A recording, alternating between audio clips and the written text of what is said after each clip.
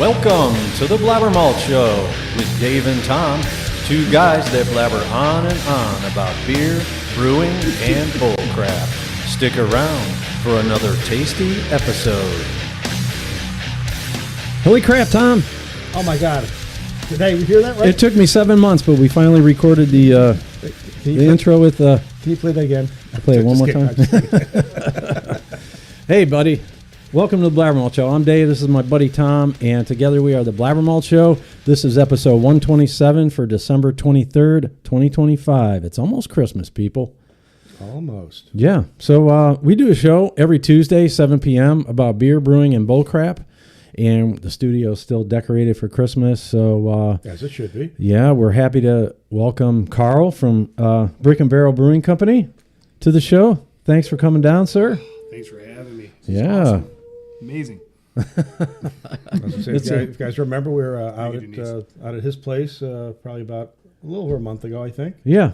And Karl is now in studio with us to kind of finish some conversation about Brick and Barrel. Yeah, and, we want the journey. Yeah, we want to talk to him. That was episode 121.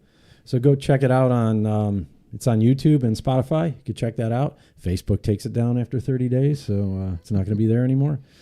Yeah. If you are watching, like, subscribe. Yeah, please do that. Hit the hit all the stuff. Make a comment, please. We got Right there. Do it. Do the things. Helps us out. Lets people know the show is cool. And we are cross-posting on. We should be cross-posting to Northeast Ohio Craft Beverage News. But somebody comment. Let me know if that's happening. But I can't see the comments on their site, but if you comment on our page, I don't know how they're going to do that. You have to open up two browsers. That's all right. Just watch, listen, learn. Yes. Drink with us along the way. Yes, please do. So we did our toast. You guys started with, was that Ann's beer? This is Ann's beer from Four Paws. We had some of the Santa Paws left over. Cool graphic. You can see it back on the bar there. So, yeah. And I got here late, so I have to pimp my sleigh. Yeah, you missed out. You missed out. But hey. All right. Oh, excuse me. So let's mash in. It's time to mash in. We still hear Matthias's voice on the bumpers to the, he's still around. He's still around. The ghost of Christmas past. Yes. Ghost of BlabberMalt past. So, like I said, we got Karl here from Brick and Barrel. We were down at his beautiful brewery. Where are you guys located? 1844 Columbus Road, Cleveland, Ohio, in the Flats. Nice. Right by the bridge. Yes, sir. Yeah. So you might have to wait if you're coming from the west side. Sometimes to the bridge is up. The Yep. bridge might be up. But it's worth the wait. It is worth the wait. You can go in there. It's fun. It's the cool thing about living on the west side. When you're coming or going anywhere downtown, you can make Brick and Barrel your first and last stop, which we like to do quite often. It's a nice place to stop in and have a beer or two, sample some stuff. Again, great people down there pouring, always some neat beers. To me, it's got that true microbrewery atmosphere. I mean, it's just nothing fancy. It's not a gastropub. It's just a good old place to get some craft beers. You can see the beer being brewed back there as well, which is kind of neat always. I always love to, especially if we got friends with us, always show them the kettles and stuff that's going on so they can feel that it's not just a beer coming up a tap. You can see where it was actually made. Yeah. It's a neat thing. It's like a super home brew. It's like if you're a home brewer, it's like the mega home brewer pots. Our brew house is like that, You're like, well, I could do that. It's like 15 times the size. It's great. Yeah. With some bigger for that's it. Yeah. Remind me of the size of your brew house. So like It's 7? a 3.5 barrel brew system, PKW. Their first time they rolled out that line, it's direct fire. And I was kind of their guinea pig. The frame, the pumps, the everything. So it was their first year doing it. When I lived in Portland, I met Thad out in there. He's a Chardon local person who started Portland Kettle Works in Portland. And I met him out there. A Cleveland connection. Yeah, and his dad and him, I forgot his dad's name, but they started in Portland making kettles and fermenters, American-made stainless steel. And I met them when I was working out there at Full Sail Brewing Company, or a winery, who knows, back then. But I met them there, and I said, I would love to do something small when I go back to Cleveland. They said, well, we're trying to do 3.5 barrel small system. We're not sure what it's going to look like. And I said, well, let me know. And when I get back, let's try it out. And they rolled that out, and I was like their guinea pig for it. And now they're just like an awesome company making tanks and brew houses around. They're international now, making around the country, so around the world. So they're doing great, but they're local. Yeah, they're Chardon people. And you've got some larger tanks though for storing after the. Yeah, they've done like so much stuff around the country now. But for me, it's I do a 3.5 barrel brew system into 7 barrels. Yep, I double batch. We double batch. Yeah. Yeah, that's cool. Yeah. It makes for a long brew day though. Am I right? It's 2 days in a row. Yeah, it's all good. Taylor is brewing, and he's happy with it. So yeah, that's cool. Good. Yeah, you light it sometimes with a little little lighter, get it rocking. Like I said, it's old school. The old grill, the grill layer. Yeah, that's awesome. Yeah, like you got to put a glove on, or you lose like your hairs on your hands. Maybe it'll smell a little like who needs arm hair anyway? Exactly. I said just shave it. Come on, that's easier. Yeah. So I couldn't help but notice we have some crowlers here. Yes, sir. Yeah. Again, so something that was brewed on your system, right? Bad boy. Yeah. So there's their kind of logo, the Brick and Barrel. Yeah.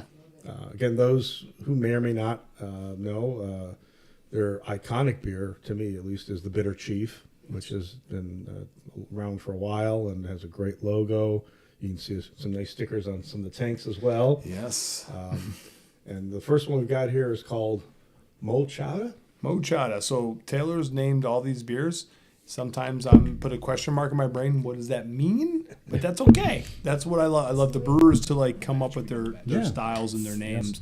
I used to brew back in the day, but I've let everyone do their own thing, have some fun. That's why when you're a brewer, you want artistic expression. You don't want someone to well, you need to name it. Dude, have fun. So Taylor made that named that Mochada. It's a New England Pale Ale.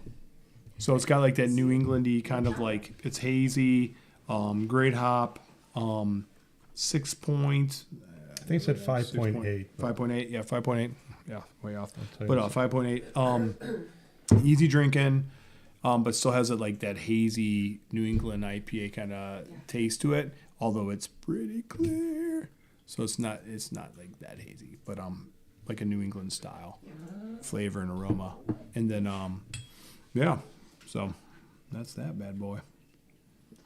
And I do see on the back of the can, there you go, sir. Thank you, that it does say veteran owned. Yep, that's me.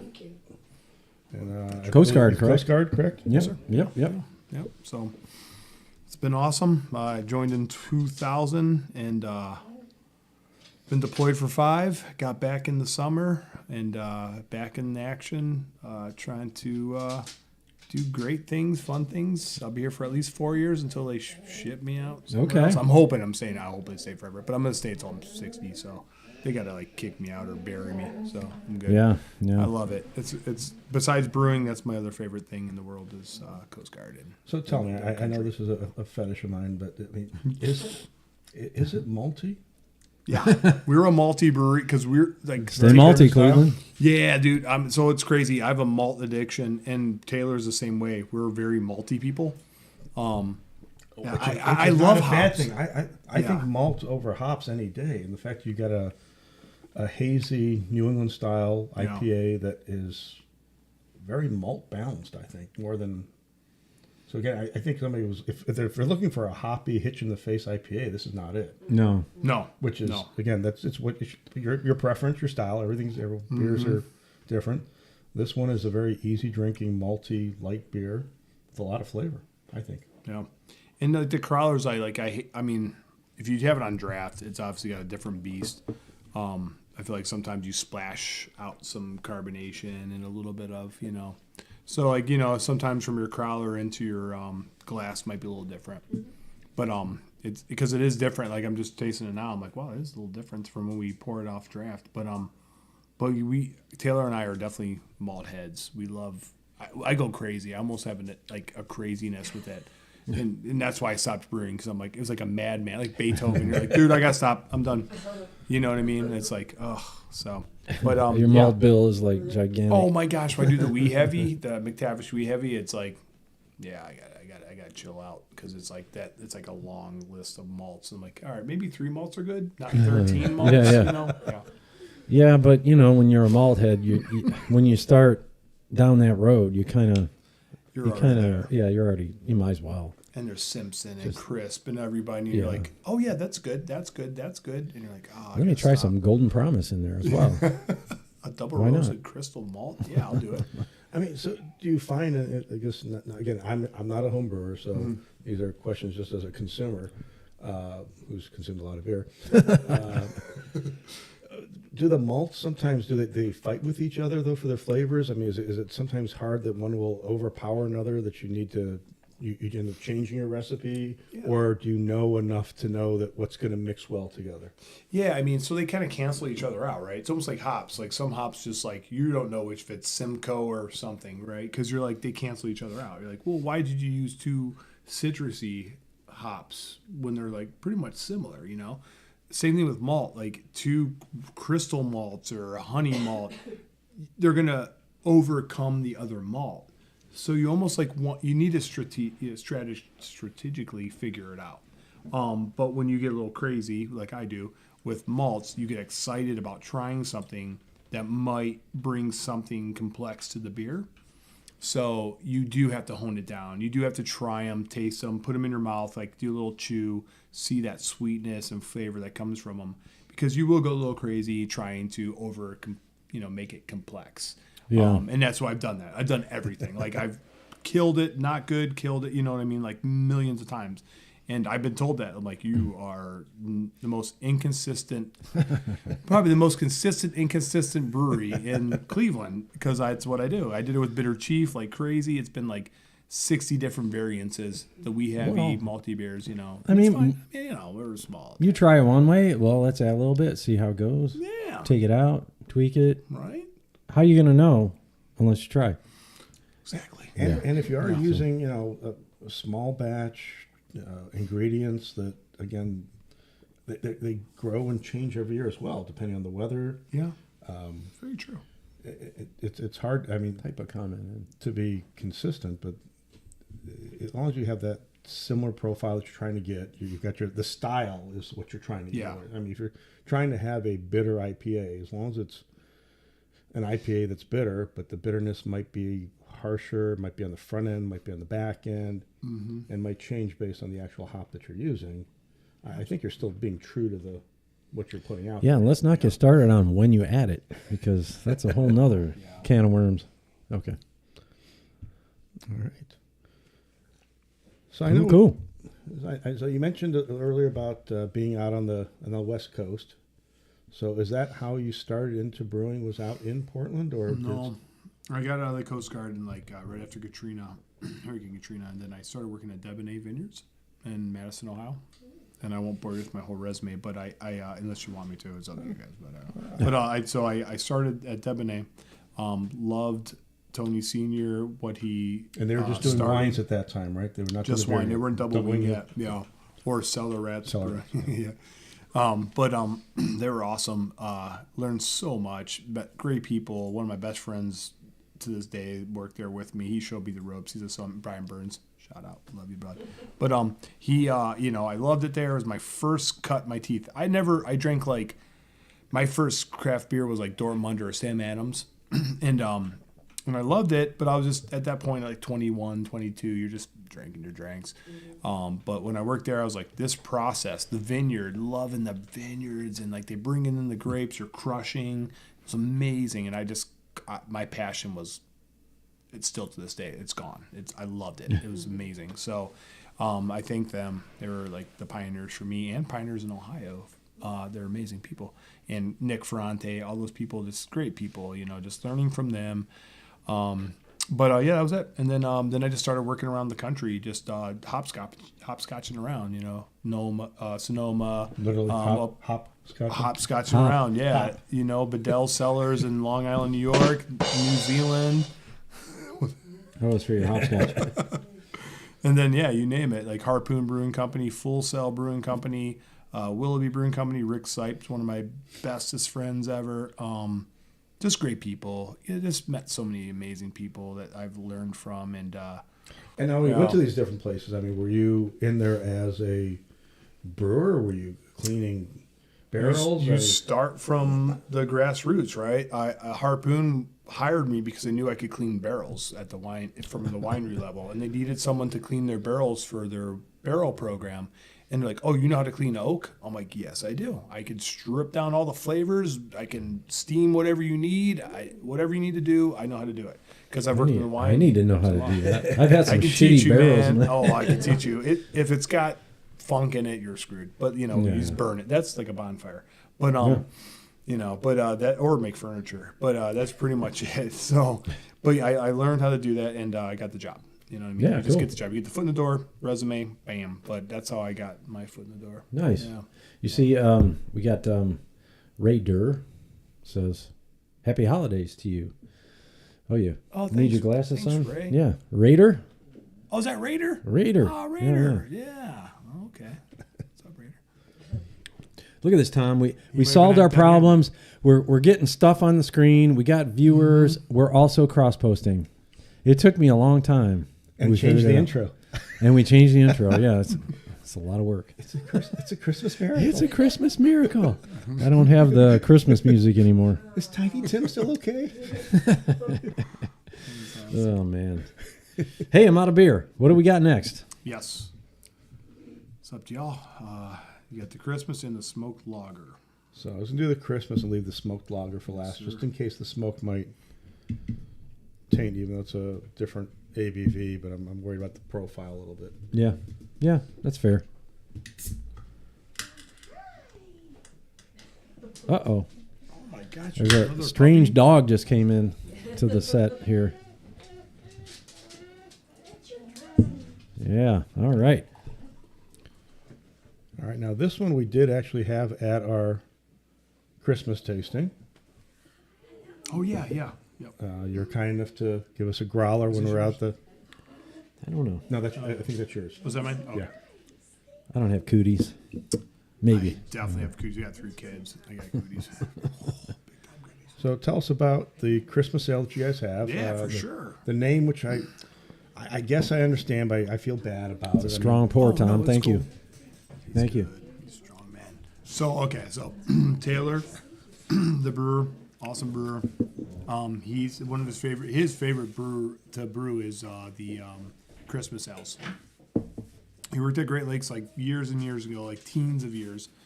But he worked in not Denver. Geez, I always say that. And he's like, dude, I don't work there. He worked in Colorado at a great brewery, and he did a beer that's a Christmas ale, and he called it Mistake in the Lake out in Colorado, and they loved it. They're like, that is awesome. They're like, where'd you get it from? He's like, well, from Ohio. And they're like, oh. And then the Ohio people were like, oh, okay, I get it. So he called it that out there in Colorado. Oh, and good for him. People were like, this is the best Christmas beer. What brewery was that? I don't remember the name of the brewery. Like he's worked at. He's like me. Like we're vagabonds, right? Like we've worked at like 10 places. You know, for me, for wineries and beer, we've worked at so many places.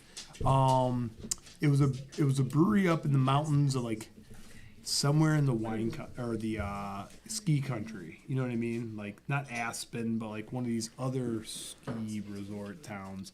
And Breckenridge. Like Breckenridge, yeah, like those that. kind of things. But he was brewing up there, and they loved it. And that's like one of his favorite brews. And he came here, started working here mid-July, and he's like, dude, I can't wait to brew the Christmas ale recipe I have. And I'm like, this is phenomenal. Oh, my gosh. And like I said, the crowlers don't do justice. I'm like, the CO2 is a little bit off, but it's really good. It's just a nice, easy drinking. 6.8%. 6.8. Yeah. So they just were not prepared for this style of holiday beer. They're just expecting like a hoppy, piney kind of beer. I think up there they were like the Pacific Northwest. You get to that piney more thing. I mean, but I used to work there in Portland, and they had like some of the best the Wassail from Full Sail. There was like so many great. Oh, I forgot about that one. Yeah, That was yeah. so good, right? I mean, Yeah. there's so many good.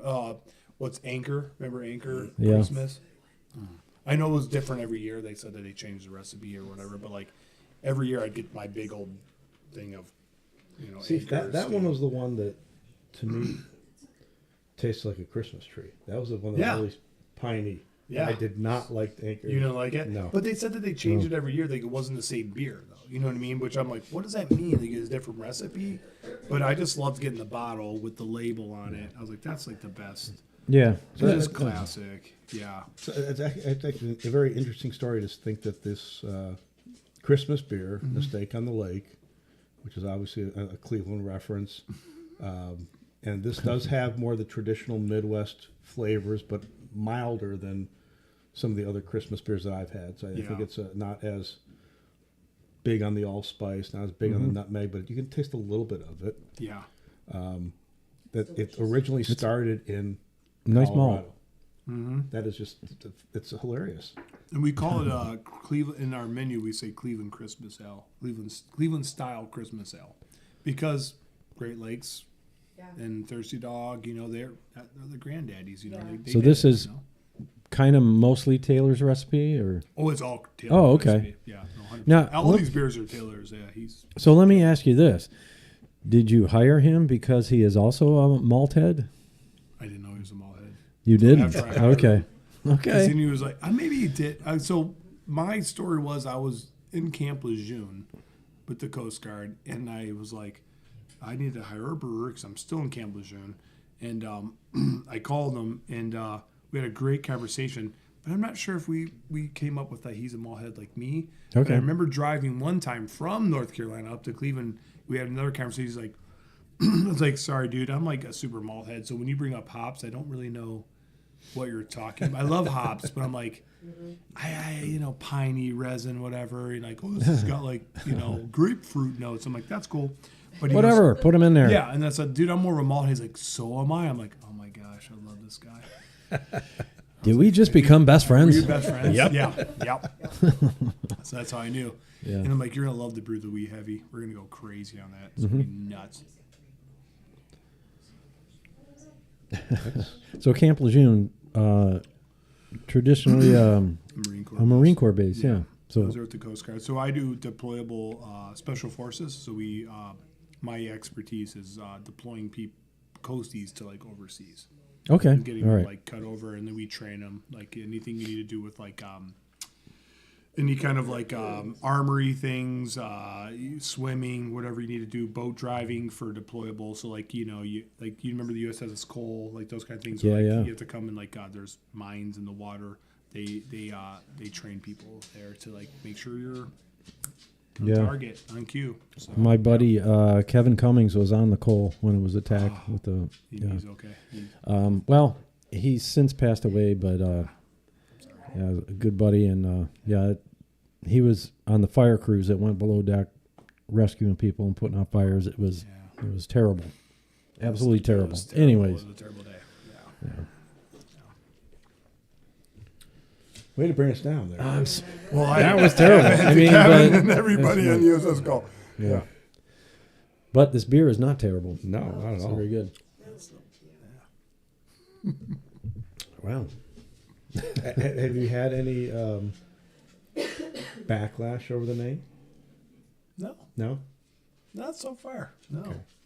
Because, I mean, I've had backlash over Bitter Chief, and the logo, and, yeah. I can't imagine why for that. I mean, was that's fantastic. Here's my water for the show, which is full.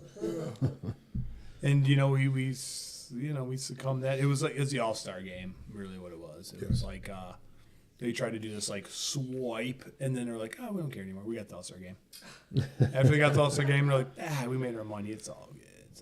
That's all fine. Oh, jeez. I mean, I'll probably get backlash for that. So- So no one cares, but I don't care at this point. That's fine. Did MLB come after you? Oh, heck yeah, they Oh, did. shit. Hell yeah. We got one letter in the mail. We put on the frame.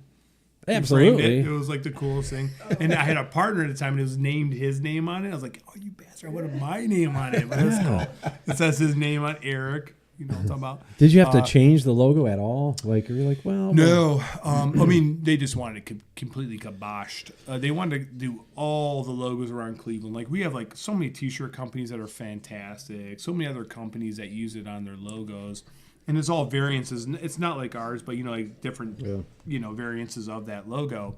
Mine is from a hip hop artist cousin of mine. He's awesome. His name's Matt Pintilla. He's Tilla Monster. He's a DJ.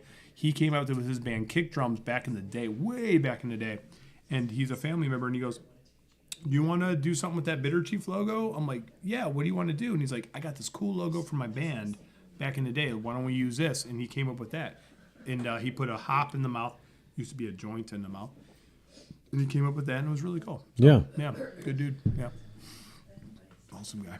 Yeah, that's cool. So, I mean, now that they're the Guardians, nobody gives a crap anymore, right? Yeah. It's kind of just like you move on and shake and bake. Right? But I bet people gravitate towards that because it's more historic. It's Cleveland. It's Cleveland for sure. We love Cleveland, and we love our Fortunately, stuff. just like Mistake on the Lake is Cleveland. Mistake on the Lake, yeah. Well, you take it with the good with the bad, I guess. Yeah. We all watch the games, so it's all good. Yeah. All right. I think you never did homebrew though, did you? No, I homebrewed at Harpoon. When I was at Harpoon Brewing Company, I had a lot of the brewers and cellar guys that homebrewed, and they showed me. My buddy Brian Burns did homebrew, and we homebrewed a few times. But I really didn't learn to homebrew until like I was at Harpoon.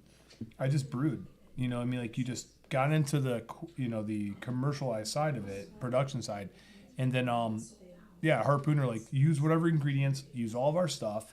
And try stuff out. They were like it was an amazing company. That was a great time in my life. It was in Vermont and Boston, and they like said, use your hops, use our malt, and just have fun. And we were just brewing like all the time. Now, was this in the early 2000s? Or? Yeah, it was like 2007, 2008. It was so great. It was like a great time in my life. It was so great. Yeah, everyone that's awesome. skied, and so I just picked up shifts. I made so much money. Because everyone called off every day, like, I'm going skiing. Can you cover? I'm like, I don't ski, so I'll just brew beer. Yeah, sure. And sell there. But it was great. Yeah, Great company. move some beer around, homebrew something, and yeah.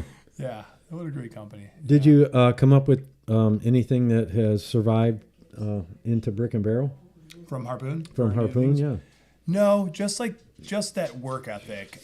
They had some great beers, but honestly, I haven't brewed any beers that were similar to their beers, even though like there's a lot that stand out in my brain that I loved on a day-to-day basis. But I think just the work ethic and the, they had a great beer scientist, and it, just like everything I learned from them kind of came through Brick and Barrel, like some of their maintenance schedules. They have very regiment, you know what I mean? Full sell, then they were very regiment. They had a good schedule. I learned that from them, you know what I mean? But recipe-wise, not too much. Kind of like just come up with your recipes and do it. But I get it. Yeah. Is there any beers from your journeys at other breweries that kind of has made it into Brick and Barrel that you could think of that even if it's a similar style? I mean, is there a style you picked up along the way at either on the East Coast or West Coast or New Zealand, or maybe another brewery that is also malt forward that you kind of hold a candle for? British beers. British beers. Cask ales. We're a big time. We love cask ale. Like I love usually cask ale. do have. Yeah, so I would say, and I've only been to England once, and it was like 3 days. But anyone who does real ale, and you get that cask pour, that stood out in my brain. Even watching Michael Jackson's podcast, like the Beer Hunter and things like that. Not that. Oh, sorry. The other one, yeah. But Michael Jackson's amazing. So like his Beer Hunter episodes, that always stood out to me. Like the beer, like the old school like British beers. But I mean like the Russian River guys, like with their like their Now, did you work at Russian River? No, but I just drink there all the time. I was in Santa Rosa a lot with the wine country, but just like their beer styles, like I love like their like low key IPAs. They're not like blow your face off. Like I love Fatheads. Fatheads is one of the best breweries in the world, I think. But like they have really good West Coast. Me too. They're the best. West Coast beers. West Coast IPAs, but like just that they did like a nice subtle IPA there in Santa Rosa. It was great. That's kind of what I wanted to go through. But they also did some balls out IPAs. They did so much stuff. Dude, yeah, I mean all these guys like did like crazy stuff around the spectrum, but no, I think like Real Ale from England was like my biggest for me like a mind-blowing thing because I love that easy drinking British ales. I don't know why. I was going to say, a lot of British ales, like I mean, you're going to get the malt. I mean, there's a lot of good beers that have British beers that are malt forward. Yeah, those even malt. And I do remember when we were out at your place, which is a real neat thing, you had the same beer, one on cask and one not on cask. Yes. So you're able to do kind of that's right. side by side of that, which for anybody, I mean, it's a great thing to try because the profile is completely different. The taste, I mean, they're similar, but there is a big difference in the way it's presented without the carbonation. Temperature is usually a little bit different as well with the casks. So I think it's a neat way to compare a beer, but it's also a neat exposure to a style of beer that not everyone gets to have. And I think you guys usually do have one cask on most of the time. We have at least one. We try to do 3. If they pop and then like your cask is out, you got 2. Then you're down to 1. Then the next one comes on, now you have 2. It's because we brew, sometimes we brew the same beer for a cask, but it's also going on CO2. So if we do 2 firkins and it's gone, then you're down to like whatever you got. But we try to do 2 to 3 at all times. Sometimes it might down to be 1, and then you come back the next day and then we got 2, and then you come back another day it's 3, and then it's like 1, 2, 3, 1. But so you got to go often. I have to go there like every day, pretty much, to make sure you're getting the right exposure to what might. Exactly. Yeah. So I mean, in case there's someone out there that is not familiar with cask beers, what would you describe it as? What's a? Yeah. So I'll just do. I won't bore you with all. I'll bore you with some details. But we brew a beer. And usually lagers. It's not real ale. That's a lager. But let's just say a beer is brewed. You brew it and then it's fermenting. You want to ferment it, and then get about, 75% of the way through. What we'll do is we'll do 75% of the way through. There's a little bit of fermentation still going on. You bring it down to 50 degrees, put it into your firkin or pen. Firkin is 10.2 gallons of a pen, or a firkin is 10.2, and a pen is like about 5.1 gallons. What you do is you kind of knock it off onto the side of the arm of the tank, put it into the pen or firkin, and then you add a little bit of priming sugar, a little bit of something to kind of clarification agent. Could be biofine or isinglass. They used to use isinglass back in the day, which is like the sturgeon bladder powder, the sturgeon fish. Yeah. Super weird. Getting in the weeds, man. Yeah, or Irish moss, but it's just so weird. How they came up with like a sturgeon bladder was like the way. Hey, let's put some of this fish guts in this beer. What do you think? Yeah. Good idea. Who came up with that? I have absolutely had to be no drinking. clue. They were drinking. They were drunk and they figured it out. It's like the mead from back in the day where they left it in like some vat and they were like, oh, cool. And they scooped in like, this is alcohol. They didn't know it was alcohol, but they got drunk off it. But yeah, so. Let's do this again. Exactly. So we put that in there. We bung it up, on the top and the bottom. And then we let it sit for about 5 days and let it re-ferment inside those vessels. And then put it in the cooler and wait to tap it on the beer engine. Yeah. That's it. And then we pump it through a beer engine, which is just a little diaphragm pump. That's kind of like this. It goes, and it brings it up through it. And then there's no CO2 on top. Some people use like a cask breather, which adds just environmental CO2 to blanket the top. I've tried that, but I realized like it doesn't work. There's always a leak. You like suck the whole tank out, or the cask breather's broke. So you just go through CO2, and the cask breathers kind of suck sometimes. But it does work if you're smarter than me. I'm not that smart, but so that's kind of it. Yeah. So it's a beer best enjoyed fresh. Get there early. Yes, it's a 1 to 2 week kind of a brew because I tell people like even if it's going over 2 weeks, just take it off because it gets oxidized fast. Yeah, it can oxidize fast, yeah. And but it's got a beautiful flavor at 45 degrees.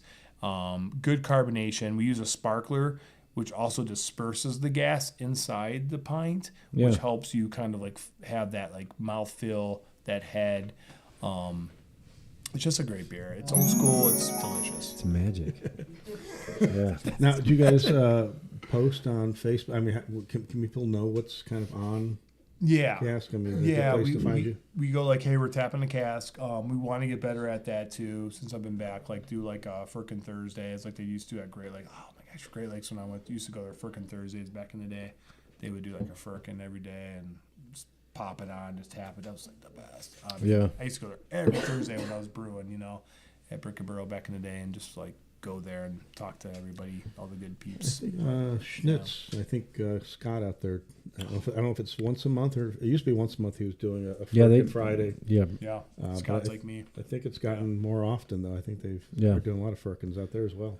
So we were talking a little bit before the show about Iron Maiden, and we got some Iron Maiden stuff on the set here.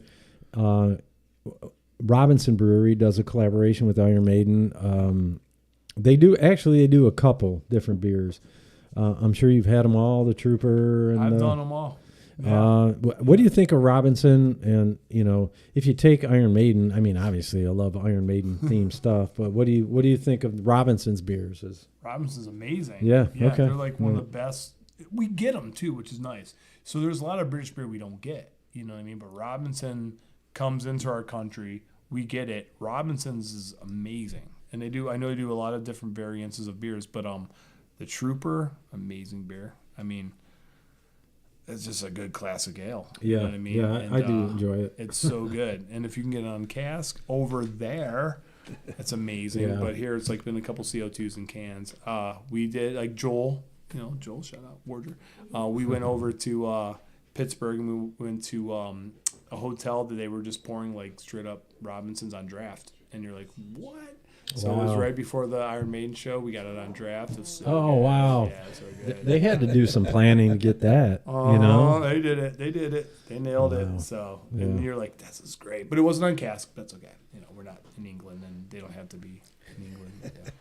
Yeah. Here's a crazy story. My brother used to work for Boeing Airlines, and Bruce is an airline pilot, and he drives or flies Ed Force One, which is a Boeing plane.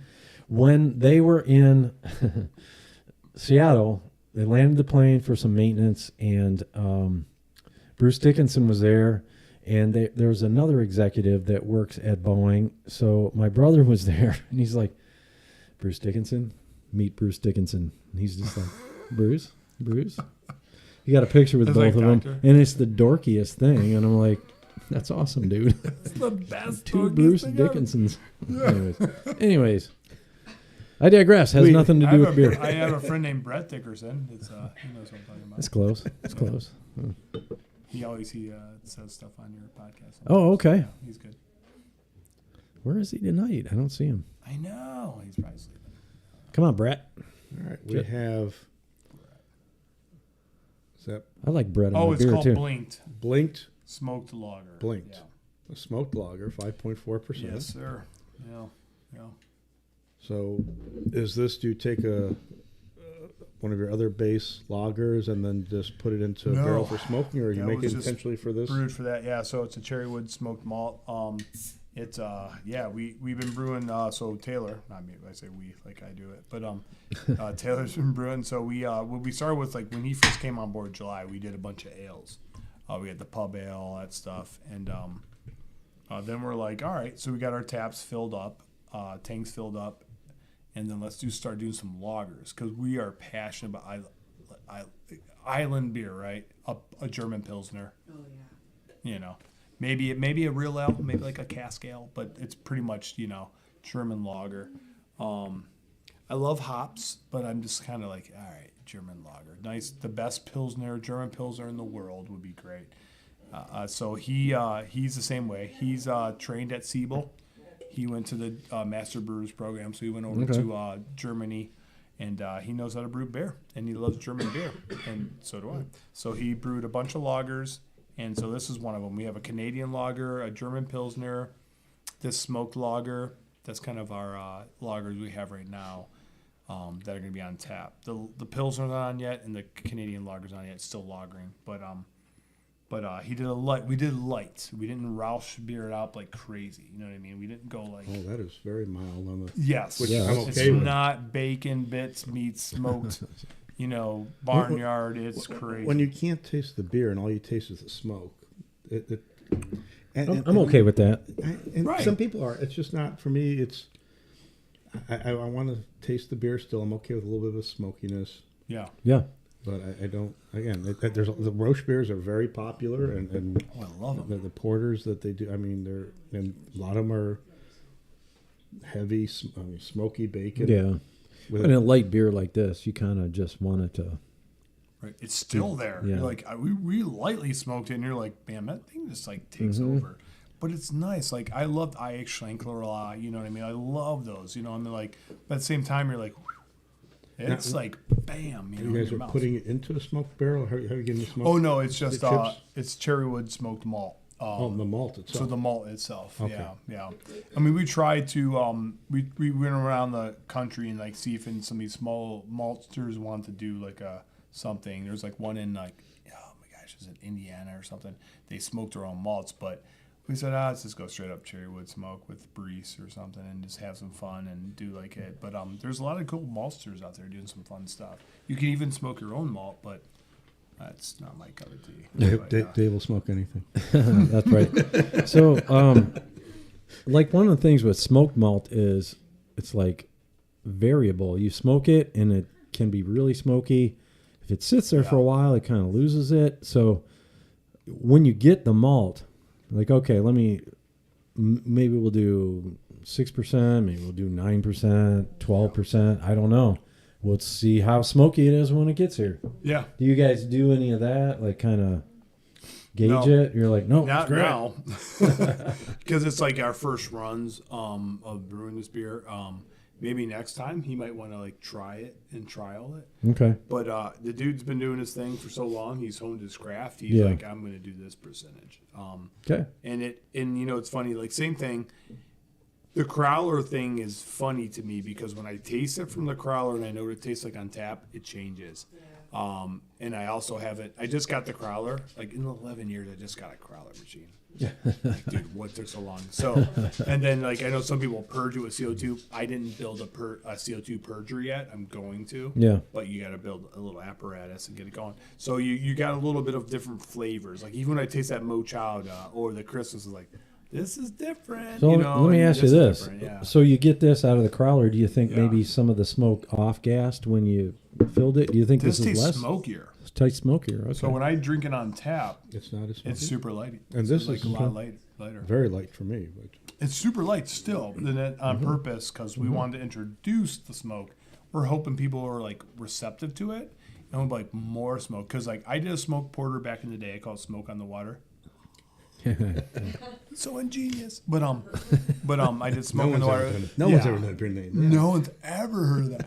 But so I did that, and people loved it. And I've done so many beers. Like you're like, this is the brightest. But it was great, and I was like, wow, people like smoked malt. But you can just do one every once in a while because it's so aggressive. You know, it's so aggressive. But I love a good smoked beer. Oh, it's so fun. It's just fun, you know. It's just So super you fun. mentioned you got your crawler after 11 years. So Yeah. did you? Is it an anniversary you just had, or is it coming Yeah, it was up? last week. Last 11 week. years. 11 Yeah. years. What was the actual 11. date of the anniversary? The 16th of December. 16th. Yeah. So now Which is in the you're, middle of the week. You're like, weekday. so you're already into your 12th year. Going into 12. Yeah. I'm going to retire at 13. No, I'm just kidding. I'm out. I'm out. Oh man.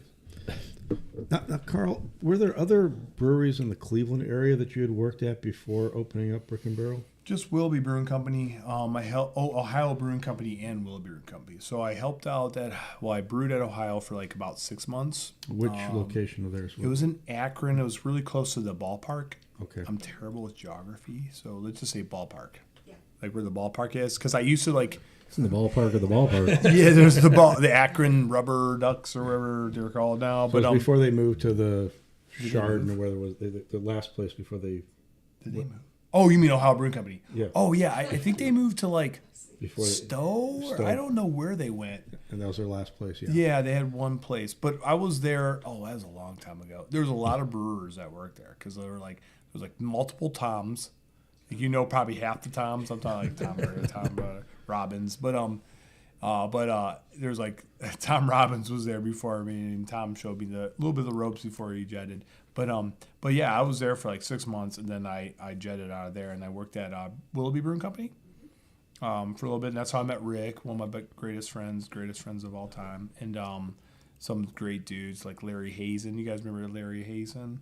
He brewed there. He brewed at like Crooked River Brewing Company back in the day. He worked at Stone Brewing Company. Larry's the bomb. He's in Florida now. Really? He's in Florida. We're never gonna see him again probably. But is he brewing somewhere? He was when he went down to Florida. Now I think he's just like working at somewhere at 7-Eleven. Who gives a crap? He's just like chilling, man. Done, son. But he's he's a good dude. He's one of the best. He's a pioneer. So. But yeah, so that's my Ohio connections. But I worked at Gervasi Vineyards. I worked at Debonnaire. I have a good wine kind of like more Ohio connection. But so M Sellers, Matt Meineke, awesome dude. Yeah, we were talking before the show. You were at the Hoppy Holidays thing. Talked to Zach, who was was doing Laughing Bomb / well, it was the old John Christ, yeah. So, have you talked to him about like the wine side? I texted him today. Yeah. Well, not about the wine. Well, we talked at that event about the wine side, and I was like, but it was kind of like I was intrigued because I always forget that people can make wine and do beer and figure it out because I didn't know where he went. I knew that he was opening a brewery. I didn't know it was the John Christ winery. I was like, dude, what's going on with that? And he told me the whole shindig, and I was like, man, if you need any help, let me know. But yeah, we talked about doing a collaboration for the Winter Warmer event on March 7th. So yeah, that's cool. Yeah, he's a good dude. He's a great. Yeah, I mean, I think they're starting to do some like Napa style cabs and wines, and I think they're really good. And we had their oak barrel aged cab, which is big and awesome. Yeah, it's a really good wine, I think. That's cool. He's done a couple now with different barrels from different bourbons. Yeah, he told me that barrel aged because like back in the day, barrel aged cabs were like starting to get popular, like 15 years ago, and I was like, a little bit like okay, and I try them, like they're not bad, but like the whole marketing of it is pretty great, because bourbon barrel aged stuff is pretty phenomenal. So yeah, I think he's going to do pretty good. Oh shit! Oh, I think so too. Yeah, no, that's phenomenal. I'm really happy for him. Yeah.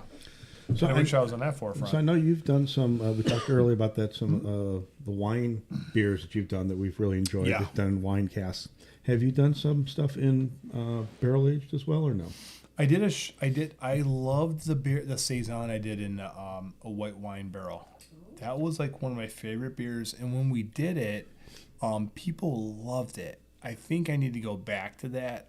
It was like a Chardonnay. I think it was like a Chardonnay barrel, and it was a saison and Chardonnay, and I aged it for like 3 months. I didn't even care. I was like, if it got oxygen in it, got a little bit of funk. I'm thinking Belgium. You know what I mean? Like, just have fun with it. Yeah. You know what I mean? It's just a saison. If it goes bad, what a saison's just call it a saison. Just call it a saison. Yeah. And I drank it. Get some bread in it. But Who cares? I'm always wondering, like, what do people? Like, I can't get into people's brains. I can't walk through it and see what they're thinking. But I'm drinking. I'm like, I'm loving this. You know? What I mean? Yeah. Is someone else loving it? I don't know. And that's the hardest part about like brewing beer. And I'll have to go back and look on Untapped, but we had at least 2 or 3 of the beers you had, and excuse me, they were really good. And I mean, my wife and I, we do like sours. Yeah. And they were just on the edge of, but you could taste a little bit of the wine still in there, and they were very good. Oh, good. Yeah. I enjoyed that. Me too. Like I like a nude. We had a nude brewing the other night. From a brewery that I don't remember, but maybe it was Freedom out in Oregon because he's a good friend. But we had Oud Brewing, and I was like, I love a dark brown, funky, awesome Belgian beer. That's probably saisons and Oud Brewing and jeez, Flemish Reds. Flemish Reds. Flemish Reds. Oh, Flemish Reds. That's what I'm saying. Like I would. I could do that all day. I could do real ales, lagers, and maybe one IPA. Like you have like a thing in your brain that's like the best thing ever. Yeah. What can you do? So what are you gonna do? Yeah. Is it Tyler, who's the brewer right now? Taylor. Yeah. So Taylor's doing the day-to-day stuff. He's man. He's rocking it. Yeah. As you're talking through this stuff, and your mind is racing through these neat recipes, do you ever get in there? Do you do a one-of? Is it something that you have done in the past, or you might do in the future? Yeah, so I mean, I did. Like I said, he got there in July. I got back in June. So it's kind of like we're both whirlwind, like Tasmanian devil, kind of figuring shit out. But excuse my French. But figuring stuff out. But no, we need to do the We Have You again. Thank you, sir. We need to do the We Have You again. Yes, you do. And that's Correct. kind of the one thing I said we need to do. And now, is that something that you would be involved in then? Yeah, because I have to tell him he's not a British beer maker, so he never did a real ale before. So I had to show him how to do the cask ales. Oh, here you go, sir. Yeah, but so he's got to get in there, and the We Have You got to show him because I do a caramelization process where I put like about 10% of the beer because we have direct fire, which is great. Yeah. So like you're doing like a reduction almost. So Oh, what I did when I did the We Have You is I put 10% of the beer, of the Wharton, well not beer, Wharton, and I caramelized it. You know what I mean? And then I dumped the rest of the product. Some people, you could even do like a decoction method where you put half of the runoff in, put it right back over the wort and the mash, and like caramelize that. You can make some really melanoid kind of like awesome flavors from it. But it depends on the person. Depends on how much percentage you want from there, and you don't want to water it down and dilute it. So, the We Have You is definitely something we've been talking about. So that was kind of hanging my head on that back in the day. The We Have You was you like pull my off favorite some. beer. You pull off just the wort to do that, or you pull out the I grain? pull off just the wort. Okay. Yeah, pull off the wort into the boil kettle, and I caramelize that. And then what I could do, and I should have done back in the day, is filled it up a little bit more and just use that as my sparge to kind of do a decoction, you know what I mean, like double decoct into it, bring it in. So that's something we could talk about, you know what I mean? Yeah. Get some really good flavors, because we have a great mash tun. That little system is awesome. I mean, yeah, it's a great little system. So in addition, it's archaic, but it's like a great little system. So in addition to adding 30 malts to your bill, you're pulling out and caramelizing and putting back in. That's great, man. That's awesome. You're Albert Einstein. You're going mad, crazy scientist on that Yeah, shit. yeah. But, The way you were talking though about introducing folks to the smoked beers, I think again this is maybe this is Tom talking. Two styles that I think are really good beers that just don't get the exposure. The styles of beers, and the barley wines and the wee heavies. Mm-hmm. And again, they're very. I want to say they're similar. They're similar. They're not the same, but they're similar. Yeah. But to me, those are both styles that I really appreciate and like. But not a lot of people do. And I don't think people are exposed to it. I think they get turned off by the word. That I think the fact that it says wine in it. I think that some people think, oh, I want a beer. Why does it say barley wine? Well, there's no wine in it. It has, and the wee heavy, they're like, oh, it's just gonna be this alcoholic thing. It's not. It's a Scottish ale that has the it is, but it's not. Well, it's not crazy. It could be. It could be. It doesn't have to be. Yeah. I mean, again, nowadays, you get a beer that's 8-9%. That's not crazy. No. Crazy is the 14-15%. Yeah. So the limit keeps getting amped no up. limit anymore. Almost. No. Yeah. I mean, with Sam Adams' Utopia and all that stuff, and you're like 27% alcohol. But what's it taste like at that point? Is it a distilled product? It almost tastes like a distilled product, But I had a chance. I had the opportunity to try it once, and I'll tell you, it was good, but it did not taste like a beer at all. It tasted like a port or a sherry. Yeah, same here. And it's like, okay, I liked it, but it's really there was no beer taste in it at all. Mm-hmm. Yeah, it's just all liquor. Which it's not bad, but it's just not a beer. Yeah. It was like the liquor you can get at like a convenience store at that 20%. You know what I mean? And Like, I paid how like, many $100 for this bottle? Come on, man. $200 to Yeah. taste it, like a 2-ounce taste. I think we paid $22 for a 1 ounce pour, and we split it. Did I ever tell you? I have a little history with Sam Adams. Yeah. Yeah. It's not helping. It's not helping us love getting some utopia here. You got to pull some strings there. Jim, if you're listening. Yeah. He's not. But again, those two styles that you've done a barley wine before, I'm sure, right?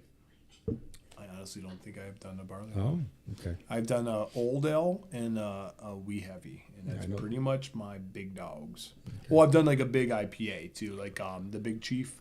So I'm a Chief guy. Bitter Chief, Big Chief, Little Chief, Hazy Chief.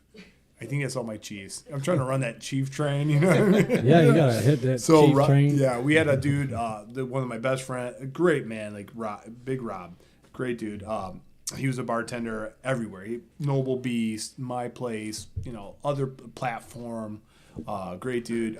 Died way too young. The greatest guy ever. He was a big dude, big beard. So we brewed a beer for him called Big Chief. It's basically like the Bitter Chief on, you know what I mean, 9%, double like IPA. Imperial. Yeah, it was awesome. Yeah, so if you come to the brewery, you'll see him on the Bright Tank. Oh, 2. yeah, I've seen that. Yeah. Big beard. Yeah. But, Yeah. So yeah, that's our big beers. Like we're like very 5, 6, 7%, trying to stay in that 5, 6, 7% range, and they do a couple of fun. And it's been new with Taylor, so we're gonna get there. We're getting like those light ones out, and then boom, yeah. Hit some of those heavy hitters. So Yes, sir. like the Christmas season is kind of coming to an end, even though it's not even here yet. But we've had. We had John Lane in from the Winking Lizard, brought a bunch of crazy Belgian Christmas ales, and we had all the traditional Christmas ales. But, as you're looking at your brew schedule coming up for Brick and Barrel, what do you think? What's on the schedule? What are you brewing next? Yeah, well, that's a great question because we talk about it every day. I believe that. we got Winter Warmer coming up. So we're excited about that. We're doing a collaboration with all of our buddies around this town. We're gonna do it's called After Party. So it'd be a nice winter warmer after party beer. So that's cool. So we got that in class. So 12%. It's gonna be 12 to 300%. Yeah, 12%er milk stout. Dessert stout. No, I'm just kidding. I have no damn clue what it's gonna be, but something light. Like when they come after this winter warmer blast fest, have some fun. Because our buddies. Everybody ends up at Brick and Barrel after that. I hope so. It's so much fun, and I get it. You're in town for one day. All these brewers come from all over the town, right? They come from Cincinnati to wherever, and they're like, we got to get it all in 1 or 2 days, and I get it because that's what I do in for the Ohio Craft Brewers Fest or Association thing conference. We go to Dayton or Cincinnati. You try to do everything in a day. Yeah. So I get it, but I want them to have a good, easy drinking beer and some good food. When they're done with it, and if they want to go somewhere else, I get it. I gotta come to Brick and Barrel, but just if you want some food and a good easy drinking beer, and plus I use collaborations as an excuse to hang out with my buddies. Yeah, because they work there. Yeah, who you collaborating with? Everybody. Yeah, everybody. You just throw it down. Just snap. Well, Cleveland, mostly Cleveland area. What I mean? Cleveland area. So, it'll be awesome. That'd be good. But up on the pipeline. It's great. You said that because I need to talk to Taylor. We have not talked about that. I'm terrible, as we're a homebrewer. what are we brewing next? Yeah. It's I want this beer now. Oh, man, I should have brewed this 6 weeks ago. What am I doing? I was going to say, the next holiday is St. Patrick's Day. St. Patrick's Day. Oh, okay. Good call. Thank you, Tom. So we will do the Lucky Dime. I talked to, Flatiron, the Irish bar. Yeah. We're going to do Lucky Dime Irish Red Ale. So we'll do that. We're thinking about canning. So I do this because you never know if you're going to can something and if it works out. So Lucky Dime and St. Patrick's Day with Flatiron. So we might do that. I think for Valentine's Day? For Valentine's Day? No? I've never done anything for Valentine's Day, and I should. A nice, I should. Nice chocolate malt and a cherry stout. Yes. Yeah. The answer is yes. Yes, we're totally going to do that. And pair it with Taylor, are you listening? Pair it with a chocolate heart. Oh my gosh. I'm doing a cherry stout. You hear that? Yeah, we could do that in cask. We do a stout and just put like something in cask, yeah. like cherries and chocolate. Yeah, but Yeah. cask ale, we got a bunch of cool cask ales coming up, which is awesome. We're trying to I love real ale, and I don't think many people have a beer engine, which I think every brewery should have a beer engine. Yeah, And agreed. I think you just pump some beer engine out, which is so much fun. But yeah, I mean, maybe we're thinking about a Maibach. No. Because we love lagers. I mean, so we're gonna have some fun lagers coming out. Dingus Day is gonna be right around the corner, so doing like our Dingus Day beer, our Gratzer. But yeah, I mean in the Wee Heavy. We're doing the Wee Heavy, definitely. Excellent. That's coming up. That's coming up. Right. Yep, we're brewing that. But that's all I can think of. Yeah. Great tap schedule coming up. More good, liquefied juice for you guys. Because you generally have Liquefied juice. Moist. For a luxuriously moist. about 6 beers on tap, plus the casks, or how many beers you? We have 3 casks and we have 12 taps full right now. 12 taps. We nailed it. This is the first time ever. Because I know sometimes you have guest beers, but the 12 I liters, took it off. You took it off. We had a cider on. I was like, cider's out. It's in a bottle or a can. I did. So I was using That's 6-shooter, nice. which I love 6-shooter, but I couldn't. They have a weird delivery schedule, which I love them, but I was like, I couldn't do it. So cider's off. It's all 12 beers, Brick and Barrel. Wow. I have to That's the interrupt first this time broadcast. Got a comment from Matthias. Says Merry Christmas. Oh my gosh. Look at that. Christmas. Merry Merry Christmas. Merry Christmas. Yes. So we do sometimes talk about day jobs and how they may or may not impact a brewer. Mm-hmm. And we've certainly heard that you, other than the Coast Guard, I don't know if there was another day job that you had or not, It's just goes. which is great. I have kids. So, I mean, is there some Yeah, stuff that's from full-time. that has impacted you as a brewer? I mean, do you see a crossover, some stuff that you have taken from your skills that you've learned in the Coast Guard into the brewer world? Oh man, that's a great question. Swimming? You ever go swimming in the I hate mash tun?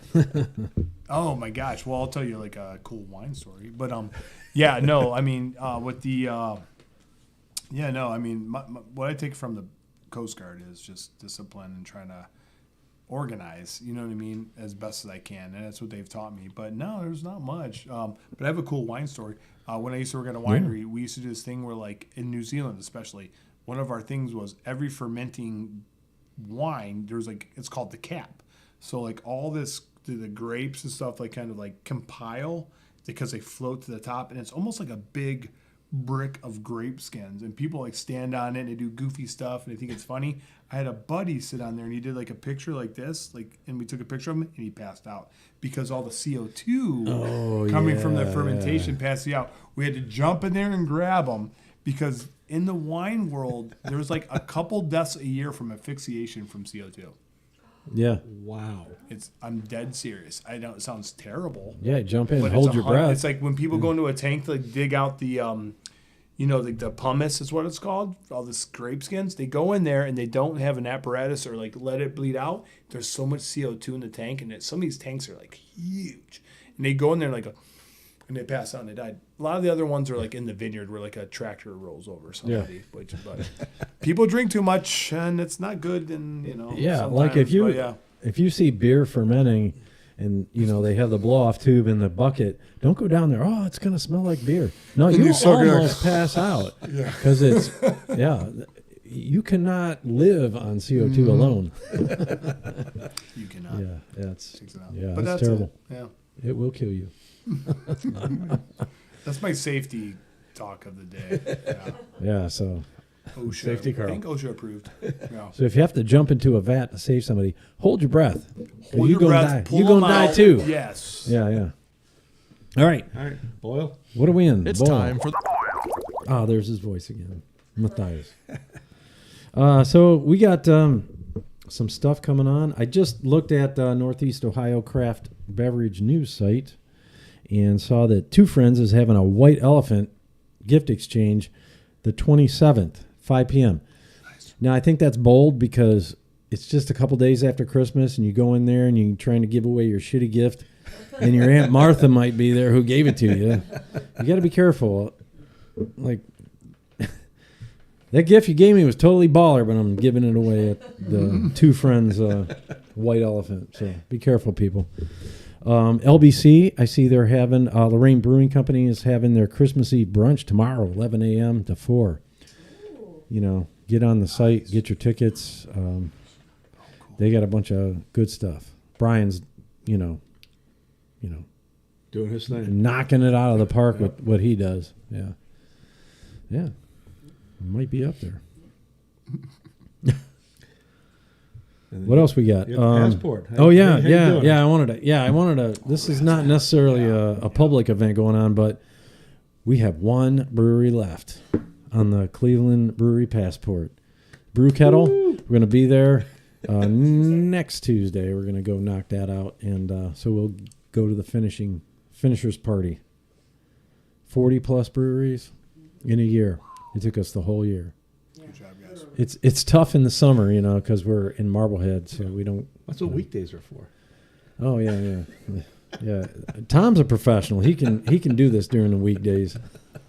I need my sleep, my beauty sleep.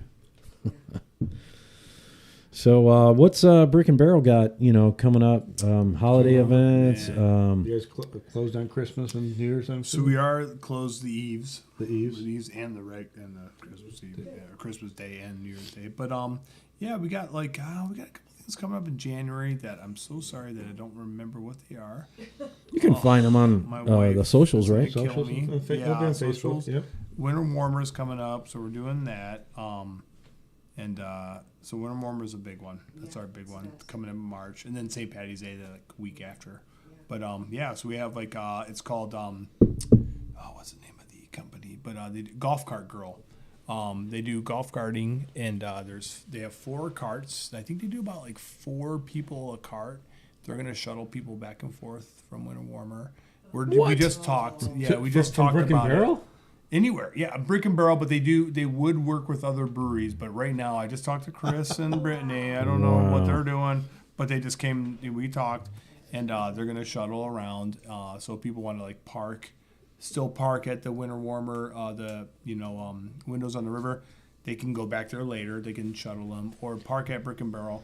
And I need their number. Golf cart girl. Golf cart girl. Yeah. CLE Cleveland Golf Cart Girl. Really to be continued because I'm going to slaughter that. In golf cart. So they might yell at me you slaughtered it. It could be Cleveland Golf Cart Girl. I think that's what it is actually. But they have a website. We'll put it on our Facebook. But they're going to cart around and just to make sure people are safe and drink some beers. But yeah, pretty much March is our next thing. I don't really have much going on right now that I can think of, but thanks for asking. Yeah, this already happened, but not a house party. It's something you guys had. We had the holiday market. Holiday market every Wednesday for about 6 weeks. It was amazing.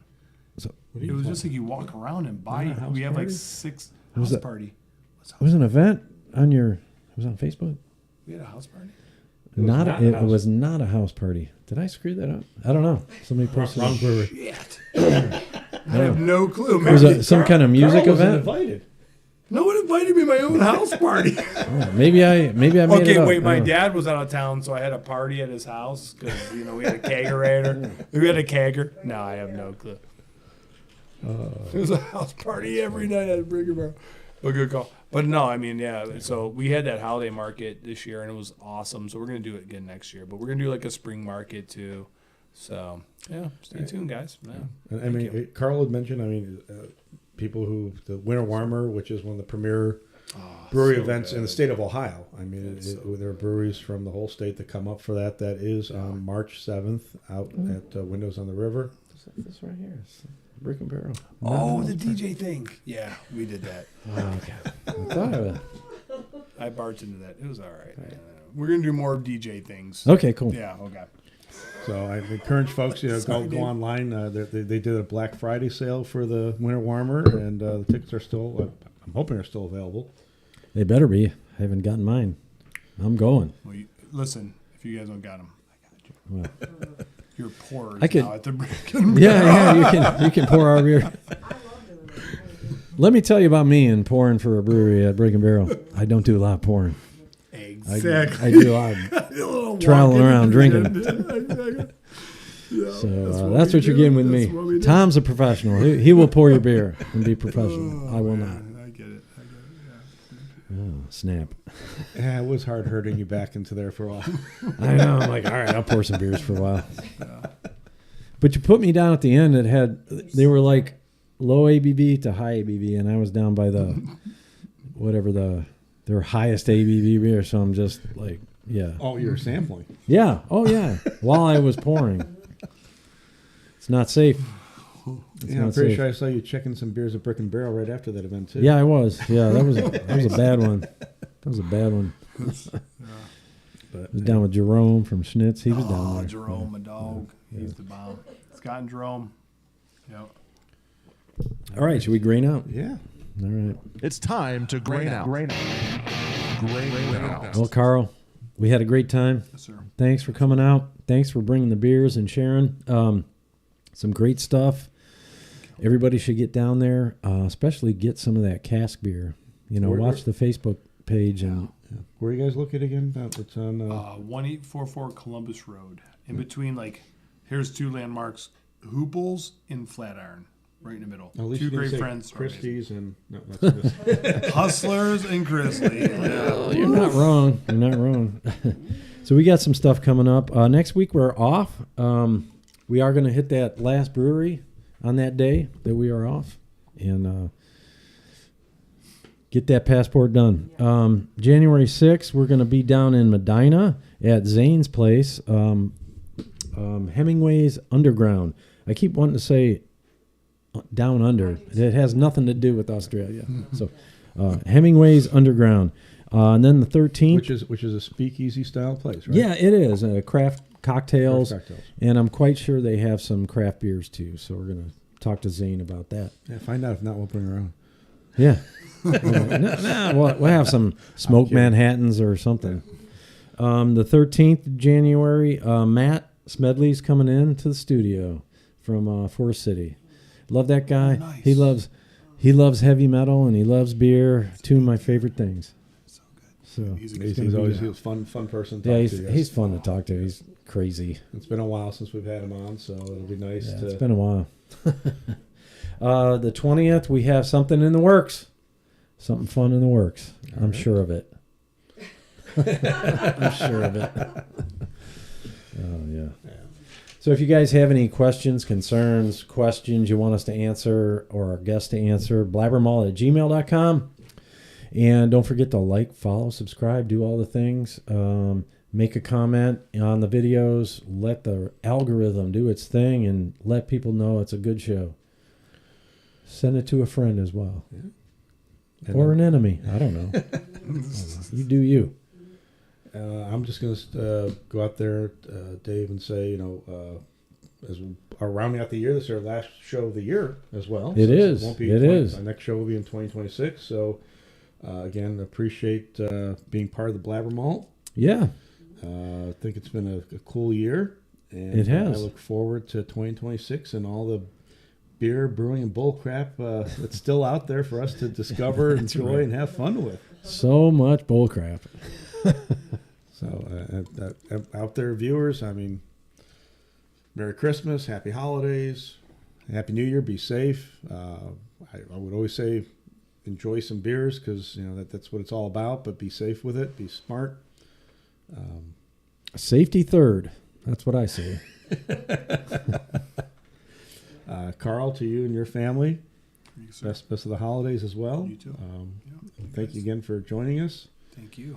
And I think So for the final time this year, for the final time for 2025, stay malty, Cleveland.